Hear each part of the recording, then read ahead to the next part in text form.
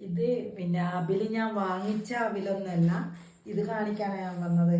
പിന്നെ കണ്ണോത്തൊരു പള്ളിയുണ്ട്, എൻ്റെ ബാങ്കിൻ്റെ തൊട്ടിപ്പുറമായിട്ട് ഒരു പള്ളിയുണ്ട്, മുസ്ലിം പള്ളി. അടുത്ത ഒരു നേർച്ചയാണ് അവില് നേർച്ച. അവിലും ബെല്ലവും കൂടി തരുന്ന ഒരു നേർച്ചയാണ്. എല്ലാ വർഷവും എനിക്ക് അവർ അവിലും ബെല്ലവും കൂടി അവില് എനിക്ക് തരാറുണ്ട്. ഭയങ്കര സന്തോഷം അതിൽ. ഇന്നും ഞാൻ അങ്ങോട്ട് പോകുമ്പോൾ എന്നെ വിളിച്ചിട്ട് ഇത് തന്ന്. പിന്നെ ഇത് നേർച്ച കൊടുക്കുന്നതാണ്, എല്ലാവരും വന്ന് വാങ്ങുന്നുണ്ട്. അപ്പം ഇതെനിക്ക് വിളിച്ചു തന്നതാണ്.